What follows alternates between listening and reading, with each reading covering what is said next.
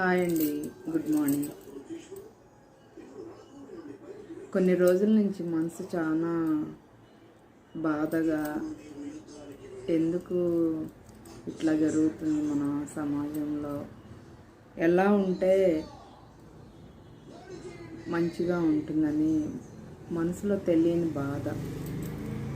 ఏం లేదండి, రీసెంట్గా ఒక అబ్బాయి మందు తాగి డ్రైవ్ చేసి బస్సు యాక్సిడెంట్ చేస్తే తెలియకుండానే అంతమంది చనిపోయారు కదా.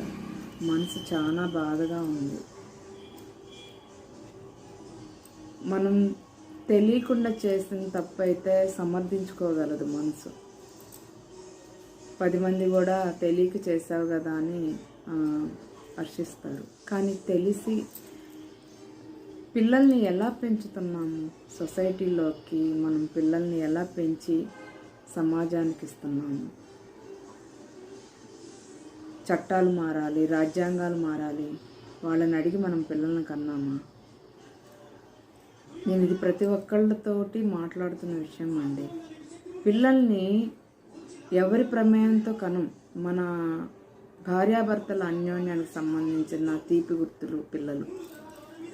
మరి మనం ఇంత ఇష్టంగా కన్నప్పుడు, వాళ్ళు పెరిగి పెద్ద అవుతున్నప్పుడు వాళ్ళ ఆలోచన విధానం, వాళ్ళు ఏం చేస్తున్నారు, ఎక్కడికి వెళ్తున్నారు, ఎవరితో ఎలా ఉంటున్నారు, అవన్నీ చూసుకునే బాధ్యత మనదే. మందలిచ్చాలి, తెలియచేయాలి, 100 సార్లు మోటివేషన్ చేయాలి, వీలైతే దండించాలి. అన్ని హక్కులు మనకే ఉన్నాయండి. మన పిల్లలు దారి తప్పితే ఎవరో 10 మంది కొట్టే కంటే మన బిడ్డని మనమే, మనకి ఇబ్బంది అయినా 1కి 100 సార్లు మార్చుకోవాలి. చెడు వ్యసనాలకు లోనవటం వల్ల ఏమవుతుంది, వాడికి ఆ క్షణాన్ని హ్యాపీగా ఉంటాడు. వాడి వల్ల చూడండి మనకింత గాయమైన ఎంత బాధగా ఉంటుంది. నిద్రలో జారిపోయిన వాళ్ళకి ఆ మంటల్లో కాలిపోతుంటే ఎంత దుఃఖమయమై ఉంటుంది. ఇంతకంటే కర్మ ఏం చుట్టుకుంటుంది చెప్పండి. సమాజంలో చాలా చాలా మార్పులు చేర్పులు అవ్వాలి. అది ఒక్కరి వల్ల అవ్వదు, 10 మంది వల్ల అవ్వదు. ప్రతి ఒక్కరి ఆలోచనలో నుంచి స్టార్ట్ అవుతుంది ఏదైనా.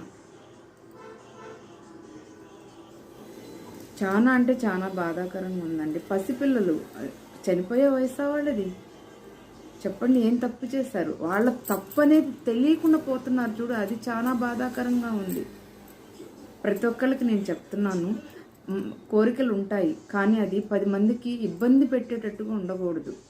అది మార్చుకోవాలని కోరుకుంటున్నాను. ప్రతి ఒక్కళ్ళు మార్పు రావాలి, ఇదే నేను కోరుకునేది.